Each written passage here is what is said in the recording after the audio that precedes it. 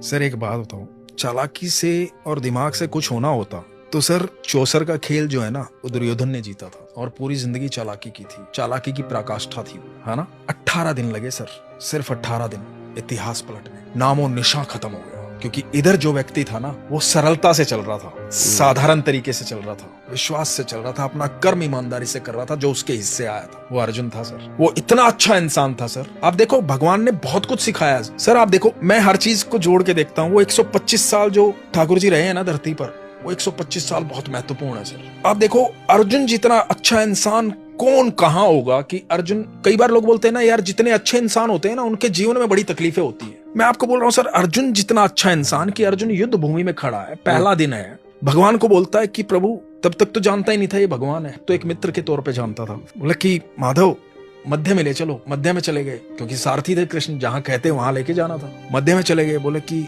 मैं देखना चाहता हूँ कौन कौन युद्ध करने आया है। तो सामने देखा पिता में भीष्म खड़े हैं, गुरु द्रोण खड़े हैं, दुर्योधन खड़ा है, कर्ण खड़ा है, महारथी खड़े हैं। उस समय के भारत के सबसे बड़े महारथी उस मैदान में थे और सब इसके विपक्ष थे। जहाँ कहा जाता है कि अर्जुन ने एक बार ये कहा था कि सब मेरे खिलाफ हैं प्रभु माधव, और ठाकुर ने कहा था पर मैं तुम्हारे साथ हूँ पार्थ। तो ये चाहे दुनिया पूरी खिलाफ हो, पार्थ के साथ कृष्ण थे। तो अब ये देखो कि अर्जुन क्या कह रहा है, बड़ी महत्वपूर्ण बात है। अर्जुन कह रहा है कि माधव वापस चलो, मुझे युद्ध नहीं करना। जिस आदमी को जिंदगी भर त्रास दिया गया, जिंदगी भर तकलीफें दी गई, एक राजा का बेटा होते हुए जिंदगी भर जंगलों में अपनी माँ के साथ, अपनी पत्नी के साथ भटका है, बार बार अपमानित किया गया, जिसकी पत्नी को भरी सभा के अंदर चीर हरण करने का प्रयास किया गया, ये वो लोग सामने खड़े हैं जिन्होंने इतना पाप किया है, पूरी जिंदगी नरक बना के रखी है अर्जुन की। उनके प्रति भी अर्जुन क्या कहता है कि प्रभु मुझे युद्ध नहीं करना, ये अपने हैं, इनको मारने के बाद यदि तीनों लोगों का साम्राज्य भी मुझे मिल गया तो कोई फायदा नहीं है प्रभु, वापस चलो। सर जिस दिन आप इतने सरल हो जाओगे ना,